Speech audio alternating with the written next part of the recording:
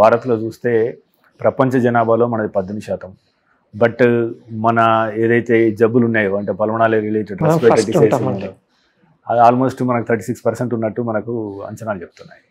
So దీనికి గల కారణాలు ఏంటి? సో లంగ్స్ గురించి మనం మాట్లాడితే ఇప్పుడు కొన్ని డిసీజెస్లో ఇండియాలో ఇంకా చాలా హై బర్డన్ అంటాం. ఒకటి టీబీ. ఇప్పటికీ కూడా ఇండియా వరల్డ్లో కల్లా హైయెస్ట్ టీబీ బర్డన్ కంట్రీ అని అనడం జరుగుతూ ఉంటుంది. అట్లాగనే ఈ లంగ్స్ శ్వాసకోశ ఈ ఎయిర్వే డిసీజెస్ అంటాం.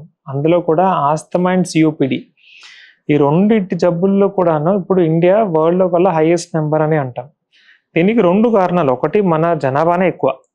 సో మన అబ్సల్యూట్ నెంబర్స్ తీసుకుంటే మటుకు ఆబ్వియస్లీ మన ఇండియా హైయెస్ట్ నెంబర్స్ అని వస్తుంది. అంతేకాకుండా పర్సంటేజ్ తీసుకున్నా కూడా ఇండియా కొంచెం మిగతా కంట్రీస్ కంటే పర్సంటేజ్ ఈ సిఓపిడిలో కానీ ఈ టీబీలో కానీ న్యూమోనియాస్లో కానీ ఇంకా మనం హై నెంబర్సే మనం చూస్తున్నాం. ఈ గత 10 సంవత్సరాలుగా తగ్గుతున్నది, బట్ ఇంకా కూడా మనం ఇంకా ఇంప్రూవ్ అవ్వాలి. సో దీనికి సింపుల్ సొల్యూషన్ అనేది ఉండదు అండి. ఎందుకంటే it's a public health problem అంట. సో రఫ్గా మనకు ఇమీడియట్గా తగ్గాలి అంటే పొల్యూషన్ లెవెల్స్ తగ్గాలి, ఓవర్ క్రౌడింగ్ తగ్గాలి, మన ఈ మాస్క్ పెట్టుకోవడం అన్నది, and general nutrition levels improve అవ్వాలి అని మనం అంటాం.